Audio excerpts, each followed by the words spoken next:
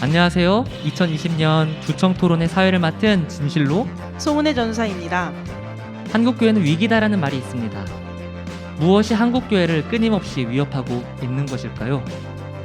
그리고 위기를 맞은 한국교회에서 자라나는 청소년과 청년들은 과연 어떠한 생각을 가지며 살아가고 있을까요? 기독교 윤리 실천 운동에 발표한 종교 신뢰도 조사에 의하면 기독교는 가톨릭과 불교 다음으로 부동의 3위를 오랫동안 꾸준히 차지하고 있습니다. 삼위일체 하나님을 향한 믿음을 심어줘야 하는 기독교가 신뢰받지 못하고 기독교인의 수가 줄어든다면 향후 기독교의 전망은 어떠하겠습니까? 한 가지 더 안타까운 사실은 다음 세대라고 불리는 청소년 기독교인의 비율은 2에서 3%대에 불과하다고 합니다. 한 반에 기독교인이 한두 명이 있을까 말까한 상황으로 거의 박해를 받고 있는 순교자 수준인 셈이지요. 선교학에서 보통 복음화율이 3% 이하이면 미전도 종족이라고 부릅니다. 해외 선교사 파송 순위가 손가락 안에 든다고 자부심을 느끼는 한국교회는 이러한 아이러니한 상황에 대해 계속 무관심해서는 안 될 것입니다. 네, 안 그래도 요즘에 한국교회는 점점 교인 수가 감소하고 교회 학교는 축소되고 있는 상황 가운데 있습니다. 그런데 이번 코로나 바이러스로 인해 한국교회는 더 큰 어려움에 빠지게 되었죠. 각 교회는 각자가 코로나 바이러스라는 이 웅덩이를 벗어나기 위해 나름대로 애쓰고 있는 가운데 있습니다. 대부분의 한국교회가 이번 여름 사역을 온라인으로 진행을 하고 있는 중에 있고 저희 교회도 이처럼 온라인으로 여름 수련회를 진행하고 있습니다. 앞으로의 한국교회가 나아가야 할 방향은 어떻게 될까요? 따라서 이번 시간에는 이 광명교회를 다니고 있는 청소년 청년과 함께 코로나 시대를 살아가는 한국교회의 방향성이란 주제를 가지고 토론을 나누고자 합니다. 먼저 토론에 함께 참여하는 청소년과 청년들을 소개하도록 하겠습니다. 안녕하세요. 청소년부 김채은입니다. 안녕하세요. 청소년부 김다원입니다. 안녕하세요. 청년부 김규진입니다. 안녕하세요. 청년부 지상희입니다. 안녕하세요. 청년부 강재수입니다. 네, 이번 주제 토론 시간이 딱딱하고 지루한 시간이라고 생각을 할 수도 있겠지만 지금 우리가 던지는 무수한 문제점들을 정리하고 어떤 대안을 가지고 문제를 풀어나갈 수 있을지 이야기를 나누는 이번 주제 토론 시간은 나이와 직분을 넘어서 우리 모두에게 그리고 한국교회에 꼭 필요하다고 생각을 해요. 토론은 총 3가지의 주제를 가지고 진행하도록 하겠습니다. 첫 번째로 청소년과 청년이 교회를 떠나는 이유에 관해서, 그리고 두 번째로 코로나 시대를 살아가는 이 한국교회가 겪는 어려움에 관해서, 마지막으로 코로나 시대를 살아가는 한국교회에 희망이 될 만한 대안들을 제시하면서 함께 토론을 해보고자 합니다. 먼저 첫 번째 주제입니다. 청소년과 청년이 교회를 떠나는 이유에 관한 이야기를 가장 먼저 꺼내실 분 계신가요? 교회에서는 사회에서 요구하는 스펙이라고 불리는 능력을 쌓기가 어렵습니다.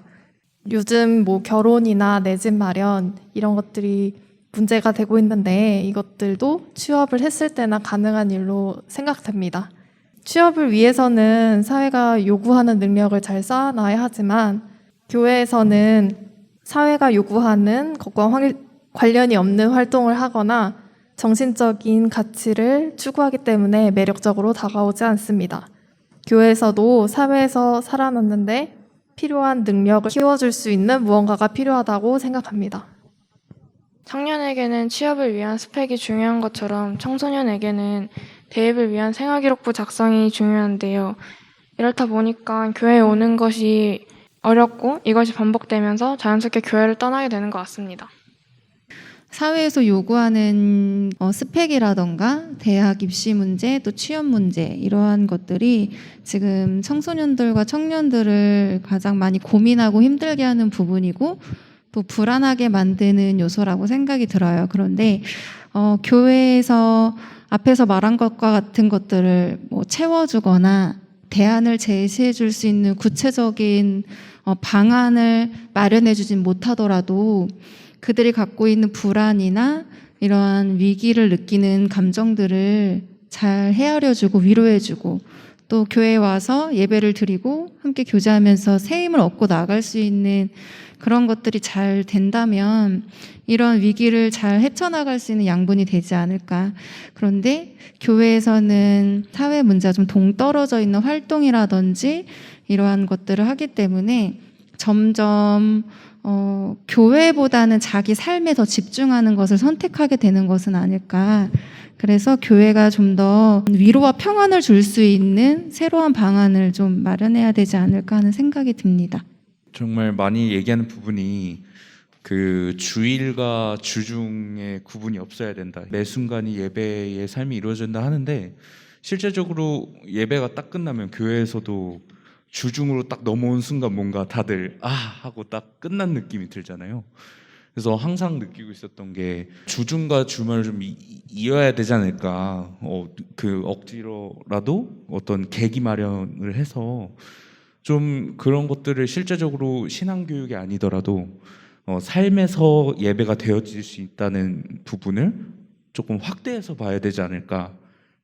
예배뿐만 아니고 다양한 활동으로 좀 이어나가면 정말 좋은 공간도 굉장히 많이 남잖아요, 실제적으로. 그래서 많이 활용할 수 있을 것 같은데 아쉽다. 그래서 그런 부분에 무겁게 예배만 가져가는 것이 아니라 다양한 활동을 했으면 좋겠는 바람이 있습니다. 네, 좋습니다. 주중과 어떤 주말에 대한 어떤 구분의 괴리감을 좁혀나갈 수 있으면 하는 바람, 그리고 어떤 삶의 예배자, 아니면 삶의 자리에서 우리가 정말 예수님의 가르침대로 실천할 수 있도록 진행할 수 있는 어떤 교육이 교회 안에서 마련됐으면 한다라면은 또 많은 청소년과 청년들이 그것에 힘을 얻고 참여하면서 교회를 더욱더 긍정적으로 볼 수 있다라고 생각합니다. 감사합니다. 좋은 이야기였습니다. 저는 저 같은 모태신앙인에게서 볼 수 있는 신앙의 문제라고 생각하는데요. 자신의 신앙을 볼 기회가 부족하거나 자신의 신앙을 돌아보려고 시도하지 않는다는 점인 것 같아요. 부모님을 따라서 교회 가는 친구들은 하나님을 잘 믿고 싶어서 예배를 드리러 가는 친구보다 부모님과 종교적 갈등이나 아니면 교회에 가는 것으로 어떠한 보상을 받으려고 억지로 교회에 출석하는 친구가 많다는 점입니다. 저도 예전 같은 경우에 교회에 나오기 싫었던 적이 있는데 그때 나온 이유는 단지 그냥 모태신앙이어서 교회 나오는 게 계속 습관처럼 돼서 그냥 아무 생각 없이 나온 적이 되게 많았던 것 같습니다. 혹시 이 지점에 대해서 어떻게 보면 비슷한 경험이나 청년들이 살아왔으면서 좀 힘들었었던 주변 사람들의 어떤 이야기들을 혹시 들을 수 있을까요? 혹은 모태신앙이 아니더라도 이제 커서 믿게 되었다든지 아니면 자라면서 자연스럽게 교회를 나왔을 때에 발견할 수 있는 그런 문제점에 대해서 함께 나눠주시는 것도 좋을 것 같아요.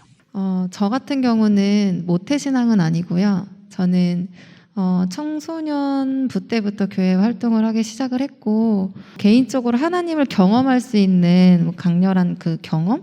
그것 때문에 사실 믿음이 생겼기 때문에 좀 자발적으로 신앙생활을 한 케이스였던 것 같아요. 그런데 저와는 다르게 저희 청년부였다가도 교회를 떠나거나 아니면 다른 교회로 떠났던 청년들 대부분이 모태신앙이더라고요. 그러니까 모태신앙의 경우가 믿음은 갖고 있지만 아까 채은 학생이 말했던 것처럼 부모님으로부터 배웠던 학습됐던 그리고 어떤 강요로부터 다니기 시작해서 그런지 자발적이지는 않았으나 나중에 자신이 어떠한 힘든 상황에서 그것을 도움받고 헤쳐나갔을 때 그게 신앙적인 도움으로 많이 받지 못했던 것 같아요. 그러다 보니까 교회를 좀 떠나게 됐었고 그러한 친구들과 대화하다 보면은 항상 하는 말 중에 하나가 하나님에 대한 되게 왜곡된 이미지가 있더라고요. 그리고 교회 어른들, 교회 이미지가 되게 부정적이에요. 교회를 떠난 친구들의 경험을 봤을 때는 교회라는 곳은 도움을 주진 못하고 내가 이 안에서 뭔가 힘듦을 경험했던 곳이었고 그리고 나 자신만의 신앙의 정체성을 갖기보다 어른들의 신앙을 보면서 배워갔던 곳이었기 때문에 그것이 잘 안 됐을 경우 실망하고 떠나가게 되는 그런 게 됐던 것 같아요. 그래서 채은 학생이 말했던 그 정체성의 문제가 무시하지 못할 부분이라는 생각이 드는 것 같습니다. 네, 아무래도 나의 신앙이 아니라 부모님의 신앙에 의해서 교회를 오게 된다라는 것이 어떻게 보면 좀 되게 영향력이 셀 것 같아요. 이 부분에 대해서 혹시 뭐 아니면 또 다른 경험이나 이야기 하고 싶은 분이 계실까요? 네. 제가 추가로 말씀을 드리면 저 같은 경우에 이제 모태신앙으로 교회를 계속 어렸을 때부터 다녀왔는데 대학교를 집을 떠나서 지방으로 가게 됐어요. 그렇다 보니까 자연스럽게 교회랑 멀어지게 되고 한 1년 동안 교회 나가지 않고 방황을 했었습니다. 그러면서 집을 떠나 있다 보니까 혼자 있던 시간들 속에서 외로움도 느끼게 되고 그다음에 어렸을 때 경험했던 그 교회에서의 좋은 면들이 1년쯤 지나고 나니까 점점 그리워지더라고요. 그래서 대학교 2학년 때부터 자발적으로 다시 교회를 찾아서 나가게 됐습니다.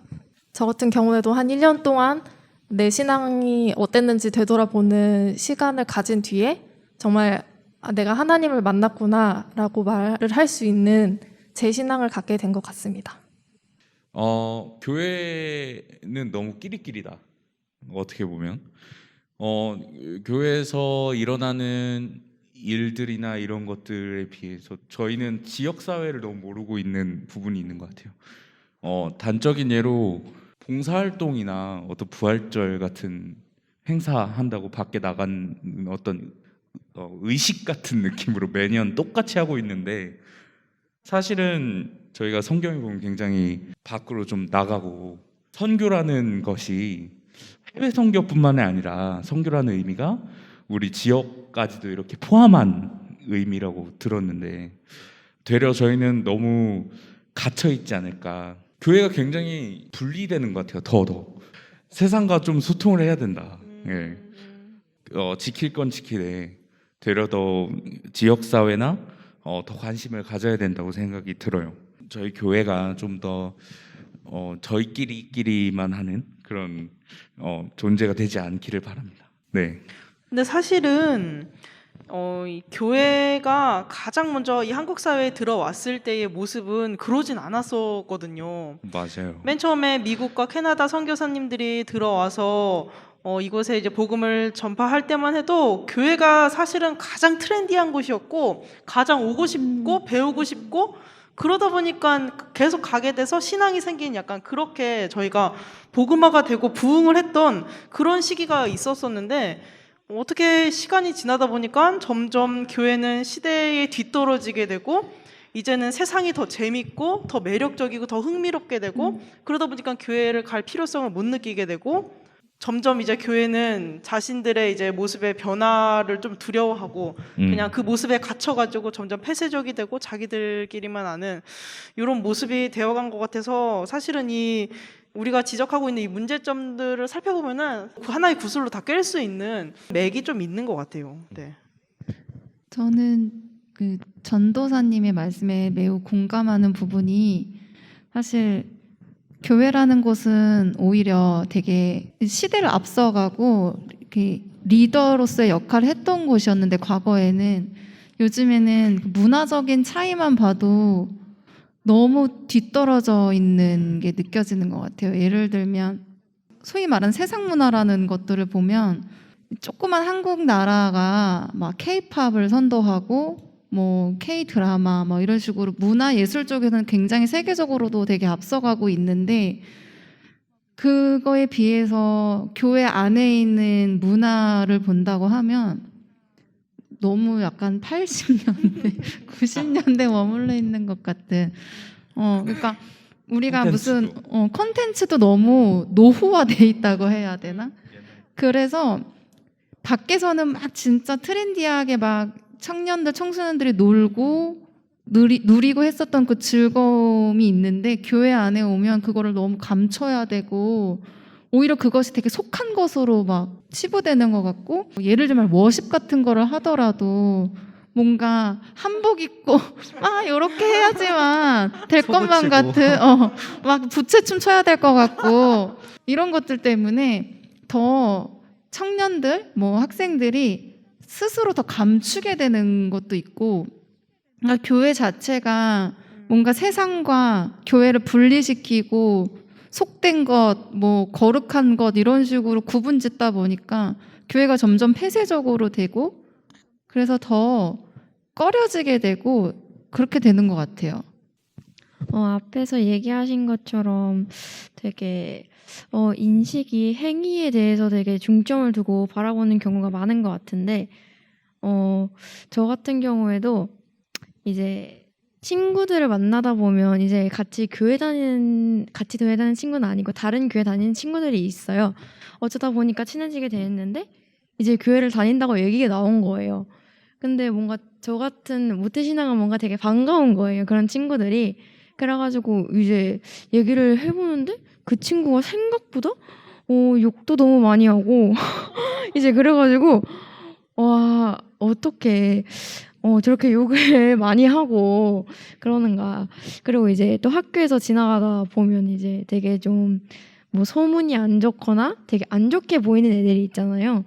근데 그런 애들도 가끔 가다 보면 교회 다니는 애들이 또 있더라고요. 그런 걸 보면 이제 교회 다니는 사람들은 다 착하고 그런 사람들이 막 아닌가 보다 이러면서 생각이 저는 들 수도 있다고 생각을 해요. 그래가지고 그런 문제점도 있는 것 같아요, 저는.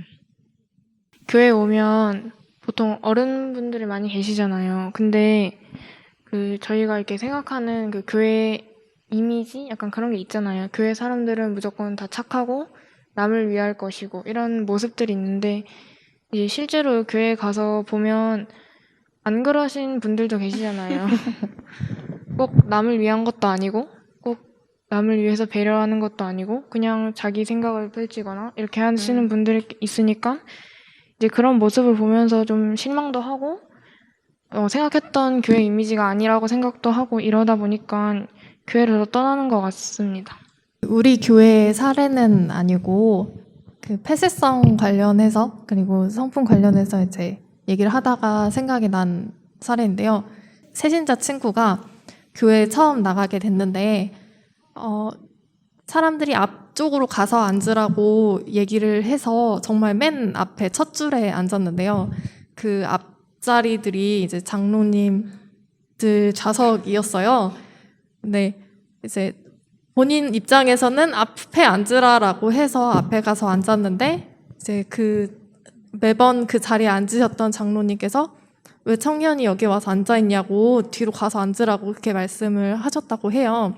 그래서 처음 왔던 입장에서 굉장히 당황했던 적이 있다고 저한테 얘기를 해줬었는데, 물론 교회마다 각자 교회에서 이제 만들어진 규칙은 있지만 항상 모두가 다 그 규칙을 알고 있는 것 아니니까 설명을 해줄 때 새신자일 수도 있겠다, 모르는 친구일 수 있겠다라는 생각을 가지고 좀 더 차분하게 말을 했으면 그 새신자 친구가 조금 더 이해를 할 수 있었을 부분인데 그 부분에서 교회의 첫 인상이 좋지 않게 남아서 좀 안타깝게 여겼던 부분이 있습니다.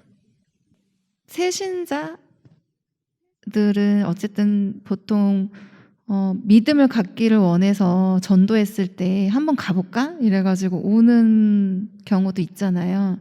그랬을 때 뭐 새가족반 이런 것들이 있기는 하지만 그 기간이 저는 짧은 걸로 알고 있어요. 그 기간 동안에 복음이 무엇인지, 기독교 교리가 어떤 것인지 알기는 너무 짧은 시간인데, 지속적으로 관심을 갖고 새신자들이 설교 내용을 듣고 공감하고 이해하기에는 좀 수준이 높은 설교 내용들도 많은 것 같아요. 그러니까 특히 저는 청년으로서 청년부 예배 드릴 때 배우는 부분도 많고, 또 본 예배 때 담임 목사님께서 설교하시는 부분으로 배우는 부분도 많은데, 새신자 입장에서는 저와는 달리 되게 어려워하고 지루해하고, 그런데 그것에 대해서 누군가가 먼저 얘기를 해주거나 할 수가 없는 게, 본인이 모르면 모른다라고 얘기할 수도 있어야 되는데 또 그런 분위기도 안 되고, 그렇게 뭐 자유롭게 질문하고 할 수 있는 장이 있는 것도 아니고, 그래서 사실은 그러한 초신자들, 새가족들을 위한 조금의 더 배려가 필요한 부분이 교회 안에 있지 않을까라는 라는 생각을 좀 하게 되는 것 같아요. 성경을 읽다 보면 이해가 안 되는 부분이 정말 많이 있다고 저는 생각해요. 근데 성경에 관해서 질문을 하면 이제 믿음이 부족한 사람으로 보는 경우가 되게 많은 것 같더라고요. 성격상 이해한 다음에 믿음이 자라는 사람들도 있잖아요. 근데 이해하기 위해서 이렇게 질문을 던지는데 그 질문이 잘못되었다고 생각하는 것 자체가 오히려 더 약간 교회에 오기 싫어지고 그렇게 만드는 것 같아요. 저는 덧붙여 말하자면 그 교회 내에서 쓰는 단어들이 있잖아요. 예를 들어서 집사님, 뭐 장로님 이런 말들 맨 처음에는 사실 찬양, 예배 이런 말들도 잘 몰랐거든요. 그래서 근데 이런 걸 누가 설명해주지 않으니까 그냥 보통 다들 눈치껏 이렇게 아는 거잖아요. 그래서 기도도 맨 처음에는 어떻게 해야 되는지 잘 몰랐고, 그리고 찬양도 아는 곡도 없으니까 찬양을 어떻게 불러야 될지도 몰랐고, 뭐 성경에 대해서 이렇게 말씀하실 때 성경 자체를 아예 몰랐으니까 이해도 잘 안 되고 공감도 잘 안 되고 이러다 보니까 맨 처음 교회에 왔을 때는 딱히 재미있는 곳이라고는 못 느꼈던 것 같아요. 그래서 처음에는 그냥 친구 따라 왔으니까 정말 그냥 친구 따라서 오다 보니까 알게 되고 좀 재밌어지고 이렇게 해서 교회에 나오게 된 거라서 만약에 친구랑 같이 온 게 아니었고 다른 이유가 없었다면 딱히 올 이유가 없다고 생각할 수도 있을 것 같습니다. 내가 소속되어 있는 그리고 내가 믿는 종교, 기독교라는 것에서 내가 얼마만큼 정보를 알고 있느냐 없느냐에 따라서도 충분히 소속감이 커질 수 있고 줄어들 수 있다는 생각이 드는 것 같아요. 그래서 청년들, 청소년들이 교회를 떠나는 부분에 있어서도 내가 어느 정도를 많이 알고 있으면 기독교 교리에 대한 자부심, 내가 믿는 예수님, 뭐 그리스도인이라는 것은 어떤 것인가라는 것에 대해서, 그리고 그리스도인들이 모인 기독교라는 공동체는 어떠한 삶을 추구하고 어떠한 교리를 갖고 있는가에 대해서 더 많이 이해하고 있으면 어딜 가든지 어떠한 질문을 받을 때 얘기할 수 있고, 그러면 더 당당하고 자신감이 생길 수 있을 것 같아요. 그러면 더 정체성, 소속감이 더 올라가면서 오히려 자신이 다니고 있는, 믿고 있는 것에 대해서 더 긍정적인 시너지가 있지 않을까 생각돼요. 근데 모르고 있는 것들이 너무 젊은 친구들이 많으니까 오히려 혼란스러울 때 뭐 알려주는 사람도 없고 또 굳이 알고 싶은 뭐 그런 것도 없고, 그러다 보니까 자연스럽게 멀어지게 되고 그렇게 되는 게 아닐까, 네, 그런 생각이 듭니다. 교회를 떠나가는 현상에 대해서 추가적으로 좀 말씀드리고 싶은 주제가 있는데요. 청년의 입장으로 말해본다면 교회에서 그 교육적인 부분에 있어서 위치가 되게 애매한 것 같아요. 그러니까 청년부가 현재 그 교육부서로 있는 걸로 알고 있는데, 뭐 교사 세미나나 워크숍 같은 데 가면은 뭐 영아부, 유치부, 초등부, 청소년부에 관련된 뭐 이제 활동이라든지 레크레이션, 그다음에 신앙교육은 어떻게 해야 되는지 이런 것들 되게 체계적으로 알려주는 세미나나 워크숍이 매 해마다 진행되는 걸로 알고 있어요. 근데 그 청년들을 위한 체계적으로 하는 세미나나 워크숍은 솔직히 아직은 못 본 것 같아요. 있을 수도 있겠지만, 그리고 현재 교회 현 주소에서도 보면 청년들이 대부분 교사의 위치에 있고, 또 어른분들이 부탁하기 가장 편한 또 대상이 청년이기 때문에 뭔가 청년의 입장으로서도 우리가 양육받고 교육받고 돌봄을 받고 뭔가 제공받는 입장이 양육되어지는 입장이 아니라 진짜 되게 뭔가 해야 될 것만 같고 늘 그러한 게 부담감 이런 게 좀 있는 것 같아요. 그래서 이 청년들이 교회 안에서 체계적인 교육과 양육을 받지 못하는 것이 이 청년들이 느끼는 좀 어려움 중에 하나일 거라 생각되고, 그것 때문에 떠나는 청년들도 있지 않을까라는 생각이 듭니다. 네, 좋은 말씀 감사합니다. 혹시 뭐 한국교회 안에 많은 청소년 청년들이 교회를 떠나는 이유에 대해서 많이 이야기를 나눠봤는데 혹시 더 이 부분에 대해서 하실 말씀이 없으면은 여기까지 일단은 1부를 마치도록 하겠습니다. 잠시 뒤 2부에서 뵙겠습니다. 네, 앞서 말씀해주신 내용들을 종합해보면은 한국교회가 풀어나가야 할 숙제들이 참 많은 것 같아요. 한 매체에서 코로나19로 인한 한국교회의 영향도 조사를 했는데요. 이제 온라인 예배를 통해서 가족들과 함께 예배를 드려서 참 좋았다. 또 교회에서 드려지는 이 예배의 소중함을 느끼게 되었다라는 긍정적인 답변들도 굉장히 많았지만요. 반면에 이제 코로나 이후에 동일하게 오프라인으로 예배가 열릴 때에 이 오프라인 예배에 참석하겠다, 참석하지 않겠다를 조사를 했을 때 나는 이전과 같이 오프라인으로 교회에 가서 예배를 드리지 않겠다가 한 14% 정도로 그렇게 나왔다고 해요. 그러니까 기존에 다니던 사람들 100명 중에 14명은 교회에 나오지 않겠다, 앞으로 이제 난 코로나 이후에 오프라인 예배에 가지 않겠다라고 얘기를 한 것이죠. 이번 시간에는 두 번째 주제인 코로나 시대를 살아가는 이 한국교회의 어려움에 관해서 한번 이야기를 나눠보도록 하겠습니다. 가장 현실적인 어려움일 것 같은데요. 예배 참여자가 줄어들게 되면 헌금액 역시 자연스럽게 줄어들 것 같습니다.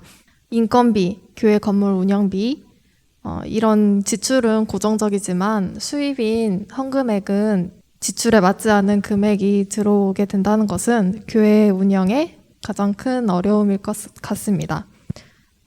헌금액이 줄어들게 되면 다른 부서도 마찬가지겠지만 교육부에서 연초에 세워놨던 예산이 삭감이 되고 그만큼 교육의 질이 떨어지는 문제점이 발생을 하게 됩니다. 예장 통합교단 총회에서 조사한 자료에 의하면은 코로나 바이러스 사태로 헌금이 이전보다 줄었다고 말한 교회가 68.8%였다고 합니다. 교회 규모별로 헌금 감소율을 분석하면 29명 이하 교회는 32.2%가, 30명에서 99명 이하 교회는 27.7%가, 100명에서 499명 교회는 23.7%가, 500명 이상 교회는 20.5%가 감소했다고 합니다. 예를 들어 한번 설명을 해볼게요. 만약 연 예산이 1,000만 원인 교회가 30%인 300만 원이 감소해서 700만 원을 가지고 교회를 운영한다라고 생각해 보세요. 반대로 좀 규모가 있는 교회, 연 예산이 예를 들어서 한 10억 원이 되는 교회가 20%인 2억 원이 감소해서 8억 원을 가지고 교회를 운영한다라는 이 두 개를 한번 비교하면서 생각해 봤으면 좋을 것 같습니다. 당연히 2억 원이 감소했다라는 것을 보면은 엄청나게 큰 돈이라서 엄청난 큰 손실이 있겠다라고 생각을 할 수 있겠지만 사실 8억 원을 가지고서 교회를 운영하는 데는 분명 힘들지만 그래도 어느 정도는 감당할 수 있다라는 거예요. 근데 반대로 300만 원이 감소한 교회, 300만 원은 어떻게 보면 별거 아니다라고 상대적으로 말할 수 있겠지만 1,000만 원을 가지고서도 낑낑대면서 교회 운영을 하던, 그리고 교회 사역을 진행하던 교회가 700만 원을 가지고 교회를 운영하고 사역을 진행한다라면은 어떻게 보면은 그 교회는 생존의 문제와도 관련되면 그런 어려운 힘든 문제를 겪을 수밖에 없다라고 생각을 합니다. 따라서 우리가 정말 현실적으로 이 헌금에 대해서 우리가 뭐 어떻게 교회가 돈 얘기를 하냐라고 생각할 수는 있겠지만 어떻게 보면 교회 운영면이나 교회 사역 부분에 있어서 현실적으로 어렵기 때문에 이 부분도 분명히 우리가 이해는 하고 짚고 넘어가야 할 것 같다고 생각합니다. 한국 교회의 신뢰도가 좀 문제가 된다고 생각을 하는데 어떤 부분이냐면 대중매체를 통해 코로나 시대 때 너무 이제 코로나인데 이제 모여서 왜 저렇게 하냐, 저도 가까운 친구한테 들은 적 있는 말이고 왜 교회를 나가냐 그런 것도 있고, 또 한몫하는 것은 이단이 또 굉장히 한몫하잖아요. 그래서 저희 기존 교회도 뭐 굉장히 대처를 잘했어야 되지만 이단도 굉장히 문제가 많았던 것 같아요. 그래서 한국 교회의 어려움이라고 하면 정말 신뢰도가 더욱 지금 시대 때 감소한 것이 좀 어려운 점이라고 생각합니다. 코로나 때문에 사람이 많이 모이는 곳은 가지 말라고 이제 그 문자가 오잖아요. 근데 사실 교회는 일주일에 한 번, 일요일에 이렇게 모이잖아요. 근데 교회는 항상 가지 말라고 하는데 왜 학교나 회사 이런 곳에서는 매일 가잖아요. 월화수목금 가서 밥도 먹고 이러잖아요. 근데 왜 교회만 항상 그렇게 가면 안 된다, 가지 말라 하는 게 저는 교회 이미지가 많이 안 좋은 것 같다고 생각을 해요. 청년의 입장에서도 공감 가는 부분이 저희 청년부 안에 지금 출석을 안 하고 있는 청년들 대부분이 회사원 친구들이 지금 안 나오고 있거든요. 그 친구들의 얘기를 들어보면 이제 교회 가서 코로나가 혹시나 이제 걸리게 되면 이제 잘리게 되는 그런 좀 협박 아닌 협박을 좀 듣나 봐요. 그러니까 특히 뭐 병원이나 어린이집, 유치원 이런 데서 일하는 청년들은 좀 그런 부분에 있어서 많이 받는 것 같더라고요, 압력을. 그런데 회식은 해요. 회사에서 회식을 하더라고요. 그리고 이제 또 주말 되면 가족들끼리 어디 놀러 가고, 그러니까 그렇게 압력을 행사하는 상사들 또한 주말에 가족들과 어디 놀러 가고 하는 그런 좀 아이러니한 그런 것들을 보면서 교회의 핍박에 대해서 참 안타까운 마음이 들면서도 한편으로는 또 말씀에 나와 있는 어둠이 빛을 미워한다라는 그런 부분을 보면서 괜히 위로할 수밖에 없는 상황인 것 같고, 그런 안타까움이 있는 것 같아요. 네. 저는 이제 아무래도 코로나 바이러스로 인해 서로 모여서 이야기도 나누지 못하고 활동도 할 수가 없으니까 교회에 오고 싶은 마음이 이제 사라지는 것 같아요. 이제 제가 전도한 친구들이 있는데 그 친구들은 이제 뭐 수련회나 밖에 나가서 뭐 하는 활동들을 되게 재밌다고 해서 이제 친구들이 물어보면 야 우리 교회 진짜 재밌어 이제 이러면서 얘기를 하고 그러더라고요. 근데 이제 저희가 환경상 지금 그런 것들을 할 수가 없으니까 애들도 점점 이제 교회에 나오고 싶은 마음도 사라지고 그러는 것 같아요. 저는 유초등부 교사 그리고 셀 리더로 현재 섬기고 있는데요. 연초에 열심히 해야겠다 이렇게 강한 의지를 가지고 시작했던 사역이지만 지금 장장 3, 4개월 동안 모임이 제한이 되면서 그때 가지고 있던 마음이 점점 느슨해지는 문제가 있습니다. 저와 같은 문제를 다른 리더분들도 함께 느끼고 있을 거라고 생각이 드는데요. 하나님의 일을 감당할 수 있는 이 귀한 기회를 놓치게 되는 것 같아서 무척 아쉽습니다. 네, 저도 한 가지 의견이 있는데요. 이번에 코로나 바이러스로 인해서 공예배가 많이 사라지고 온라인 예배나 가정 예배로 대체했던 기간이 있었잖아요. 이제 그때는 그럼에도 불구하고 개인 신앙생활을 잘 지켰던 사람들이 있었고, 좀 많은 분들은 좀 예배를 공예배가 없어지니까 좀 많이 힘들었다. 그리고 자신의 신앙생활을 좀 유지하는 게 어려웠다라고 고백했던 동료들이나 성도님들을 많이 봤던 것 같아요. 저는 이 부분이 좀 주체적인 신앙생활을 갖고 있는 사람들은 잘할 수 있었지만 비교적 주체적인 신앙이 없는 사람들은 어려웠다라고 전 스스로는 해석을 해봤어요. 제임스 파울러라는 신앙의 발달 단계를 연구한 학자가 있는데 그 중에서 1단계부터 6단계까지가 있는데 청소년기는 3단계의 종합적 관습적 신앙이라고 해요. 그러니까 스스로가 어떠한 주체성을 가지고 신앙을 한다라기보다 타인으로부터 학습된 신앙관을 가지고 살아가는 그 신앙생활의 부분을 말하는 거고, 그리고 청년기는 한 4단계에 해당이 되는데 개별적 성찰적 신앙이라고 해서 스스로 주체적인 신앙관을 가지고 살아가는 단계를 얘기를 해요. 그런데 이제 연구에 의하면 한국인들의 전반적인 신앙의 단계를 본다고 하면 거의 3단계에 해당된다고 하더라고요. 그러니까 청소년기에 발달될 수 있는 그 발달 단계 정체돼 있다라는 얘기인데, 나이와 상관없이 많은 사람들이 스스로 개별적이고 주체적인 신앙생활을 할 수 없다라는 거예요. 그러다 보니까 이렇게 뭔가 체계적이고 공적인 예배가 사라졌을 때, 아, 내가 어떻게 예배해야 되지?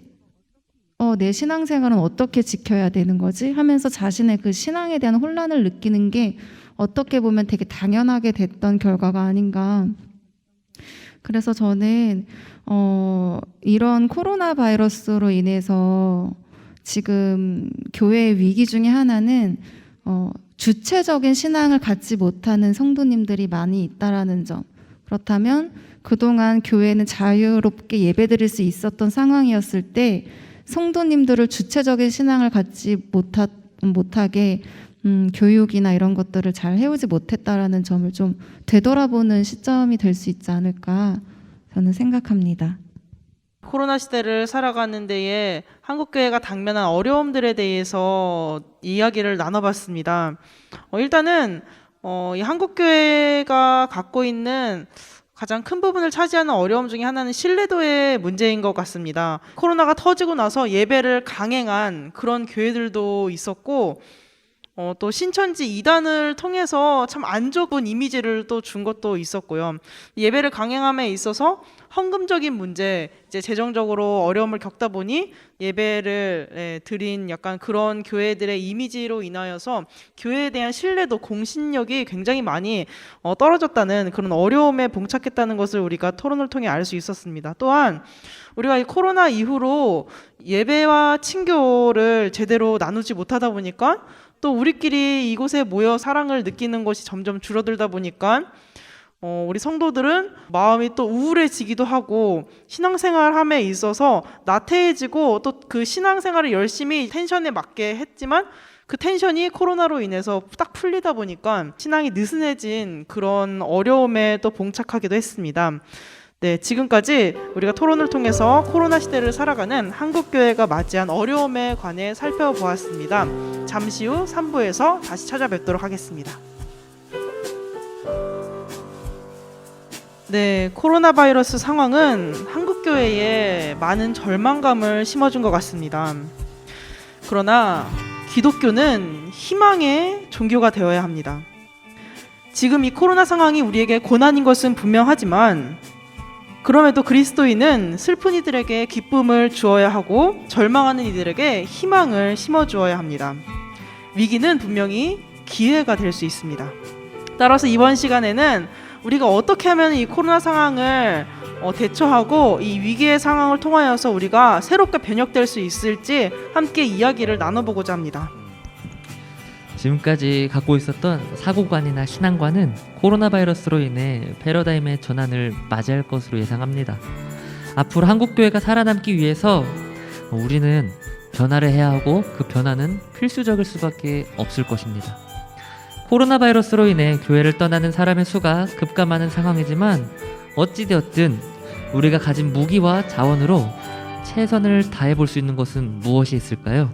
그리고 지금까지 문제라고 지적했던 것을 역으로 생각했을 때 발견할 수 있는 해결책과 대안에는 무엇이 있을까요? 이번 시간에는 한 사람씩 이야기를 나눠보도록 하겠습니다.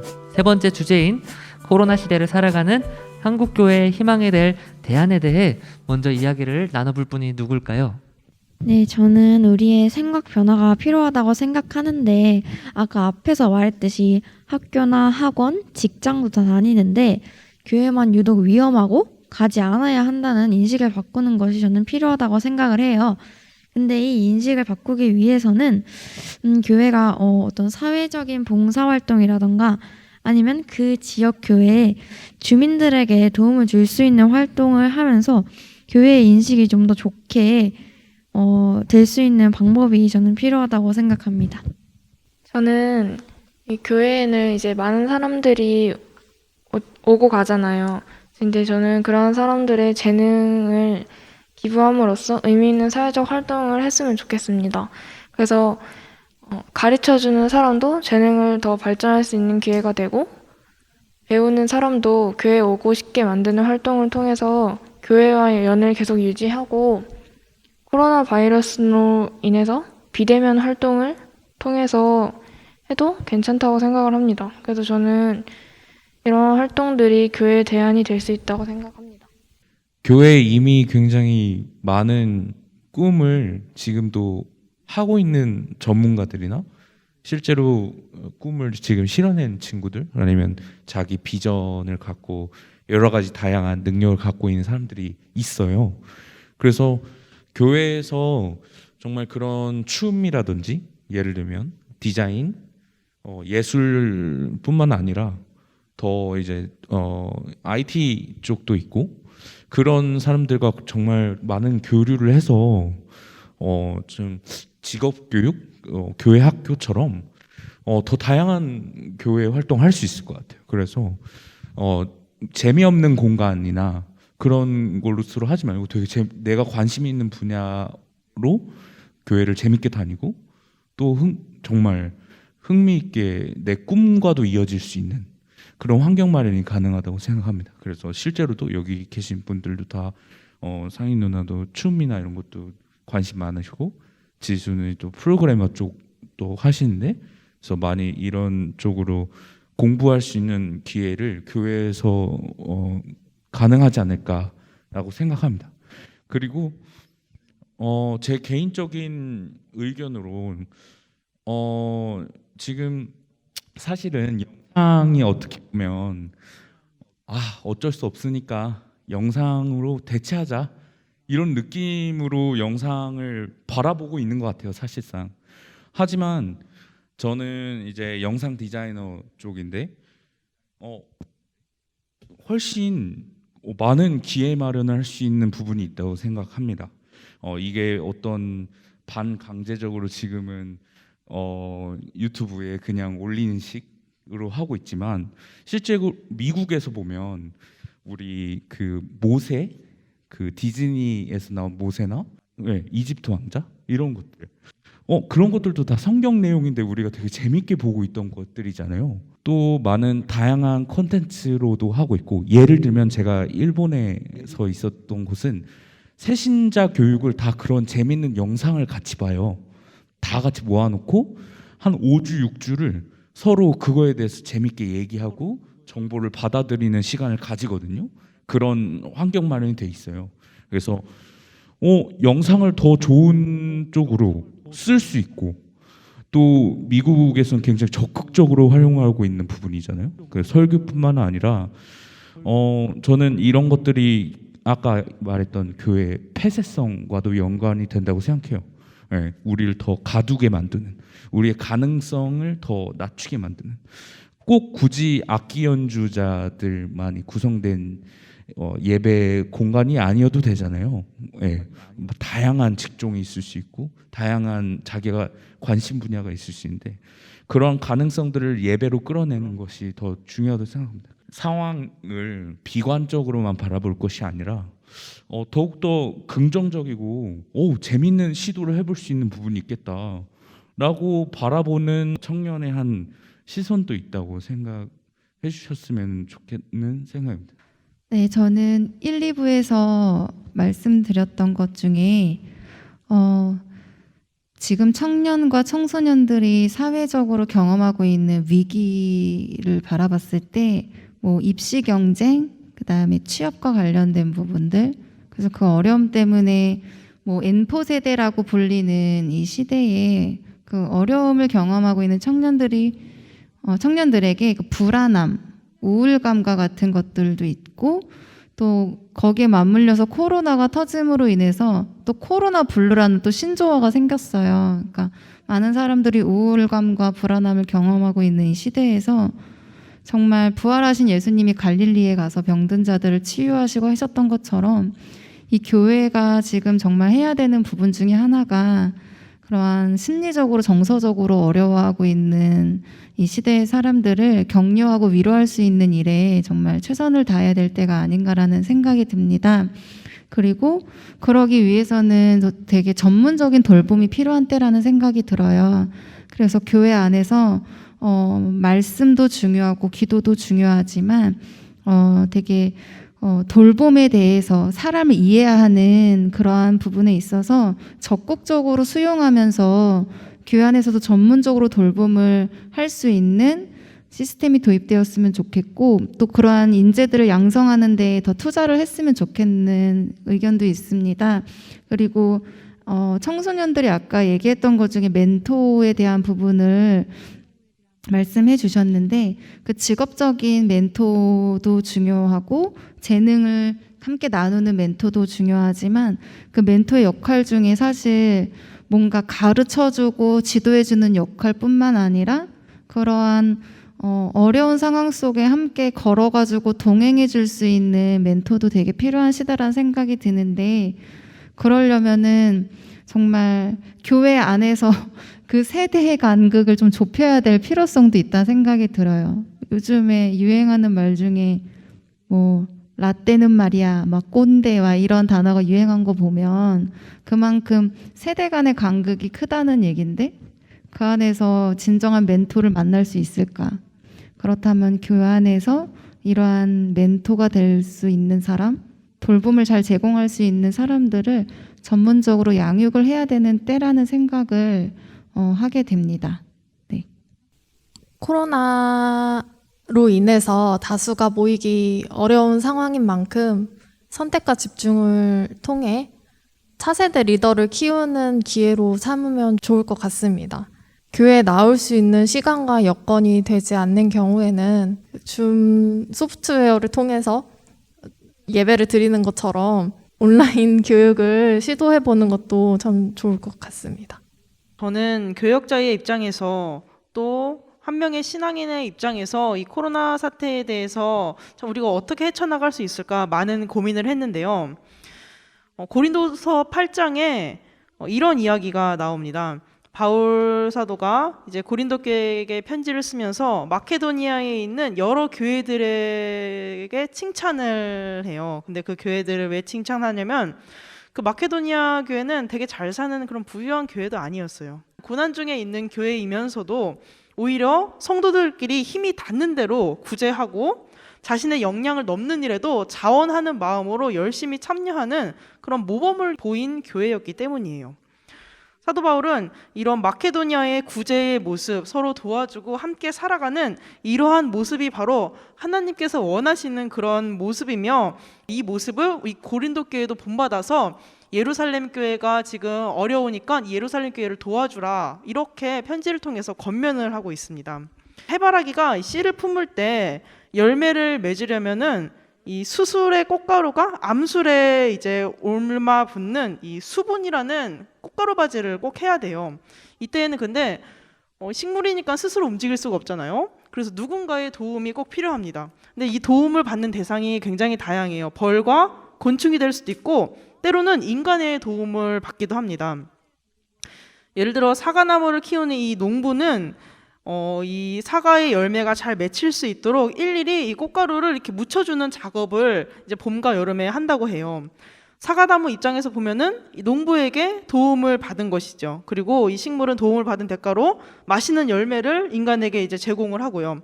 식물이 살아가면서 이 누군가의 도움을 받는 것은 비단 이 수분 활동을 하는 이 꽃가루 바지 활동뿐만이 아니라 전 생애를 걸쳐서 도움을 주고받습니다. 식물이 이제 다른 생물로부터, 다른 존재로부터 이 도움을 주고받는 이 모습을 보면은 굉장히 놀라울 정도로 체계적이기도 하고 참 우리에게 많은 깨달음과 놀라움을 주는데요.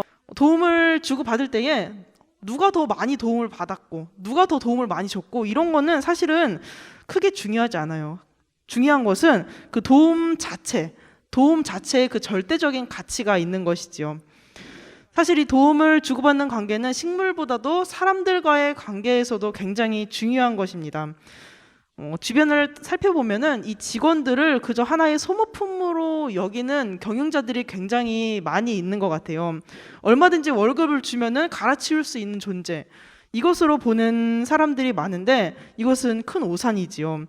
그 직원들 하나하나가 모여서 회사를 일구고 성과를 내고 그 조직을 이루어 나가는데, 그냥 이 직원을 하나의 소모품, 그냥 하나의 조직원으로 본다면은 그 회사는 큰 손실을 입을 수밖에 없고 결과적으로는 좋은 방향으로 나아가지 못하게 될 것입니다. 서로 우리가 도와주어야지 세상살이가 편안해질 수 있는 것입니다. 사실 우리는 각자가 다 누군가의 도움으로 살아가고 있습니다. 엄격하게 말하면은 나의 생명을 누군가에게 주어서 또 내가 누군가의 생명을 가지고 나의 생명을 연명해가고 이어나갈 수 있는 것이에요. 내가 다른 사람의 생명을 받아서 나의 생명을 살고 또 내 생명을 누군가에게 나누어 주어서 내가 그 사람을 통해서 생명을 이어나가면서 살아갈 수 있는 것이죠. 내가 생명을 받았으니 내 생명 또한 남에게 당연히 넘겨주어야 하는 것입니다. 살생은 분명 섭생으로 이어져야 하는 것이에요. 코로나19라는 이 풍랑을 헤쳐나가는 가장 큰 방법은 우리가 서로 함께 도와야 한다는 것이에요. 위기가 닥칠 때에 우리는 나 자신만을 생각하기 쉽고 나만 돌아보기 쉬운데 그럴 때일수록 우리는 더욱더 주변을 돌아봐야 하고 나의 공동체, 내가 속한 곳에 어려움을 겪는 이는 없는지 우리가 함께 살펴보아야 할 그럴 때입니다. 따라서 우리 교회들은 이 장기적인 불황에 맞서서 정말로 실질적으로 그리고 현실적으로 도움을 줄 수 있는 게 무엇인지에 대해 계획을 구체적으로 세우고 우리 교회가 우리가 속한 이 공동체에 속한 교인들 더 나아가서 그 지역사회에 어떠한 도움을 줄 수 있을지 구체적인 계획을 세우고 살펴봐야 할 그런 필요가 있어요.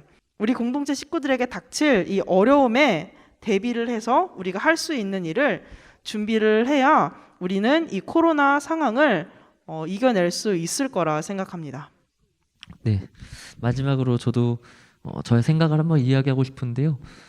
저는 어떤 실천적인 어떤 대안보다는 우리의 사고의 변화, 인식의 변화가 필요하는데 그 중에서도 예배에 대한 생각이 좀 전환이 되어야 할 때가 되지 않았을까 생각합니다. 우리가 예배 시간만 되면은 예배를 드리기 전에 묵상하는 말씀이 있어요. 너무나도 잘 아는 말씀인데요. 요한복음 4장 24절 말씀입니다. 하나님은 영이시니 예배하는 자가 영과 진리로 예배할지니라. 이 말씀은 사마리아에 있는 수가성에 있던 한 우물가에 예수님께서 앉아 계실 때 한 여인에게 하는 이야기인데요.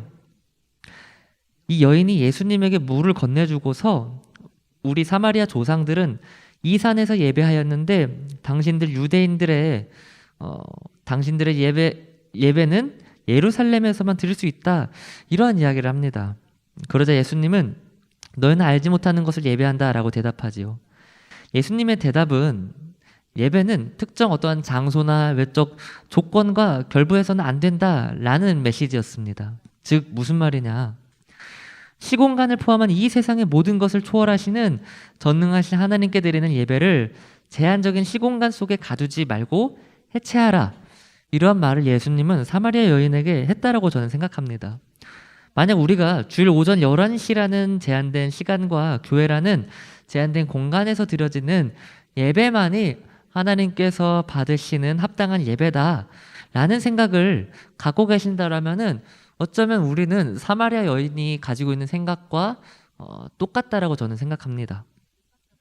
저는 이 영과 진리로, 즉 우리가 하나님께 드릴 수 있는 최고의 가치를 온 마음과 정성을 다해 드리는 것이 중요하지, 예배는 언제 그리고 어디에서 드려져야 한다, 이러한 말에 우리는 집중해서는 안 된다라고 생각을 합니다. 따라서 예배를 가정에서 드리든지 아니면 온라인을 통해서 드리든지 어떠한 외적인 조건이나 장소에 상관없이 우리의 마음을 다하는 예배라면은 그 예배는 분명히 하나님께서 받으실 것이라고 생각을 합니다. 따라서 예배를 드리는 사람 중에 만약에 온라인을 통해서 예배를 드리거나 아니면 가정에서 예배를 드리는 사람들에게 너는 왜 교회 안 나왔어? 너 왜 공예배를 무시하니? 이러한 말로써 사람들에게 상처를 주거나 사람들을 정죄하는 그런 어떠한 우리의 사고적인 그런 흐름, 그런 것들이 분명히 깨져야 하지 않을까, 이런 생각이 듭니다. 네, 지금까지 두청 여름 수련회를 맞아 특별히 기획한 순서, 코로나 시대를 살아가는 한국 교회의 방향성이라는 주제를 가지고 토론하는 시간을 가져보았습니다. 우리가 정확한 문제점을 가지고 분석하고 대안을 제시하는 전문가들은 아니었지만 어디에서도 쉽게 들을 수 없는 청소년과 청년의 귀중한 생각을 듣는 시간이었습니다. 앞으로 한국교회를 이끌어 나갈 청소년과 청년의 건강한 신앙을 간직하기 위해서 우리 청소년과 청년은 주체적인 신앙을 형성하기 위해 끊임없이 고민하고 생각해야 합니다. 그리고 한국교회는 청소년과 청년의 신앙생활에 어려움을 겪지 않을 수 있도록 좋은 환경을 제공해줘야 합니다. 말로만 다음 세대를 외치지 말고, 그리고 또는 돈이 안 된다고 다음 세대를 지나치지 말고, 또는 수가 늘어나지 않는다고 다음 세대를 향한 희망을 버리질 않기를 바랍니다. 이번 코로나 바이러스 사태로 모두가 힘들어하고 있지만 언제나 하늘 소망을 품고 기도하며 그 주님께 받은 위로를 또 함께 다른 사람들과 나누며 살아가는 우리가 되기를 소망하면서 2020년 구청 토론을 마칩니다. 감사합니다.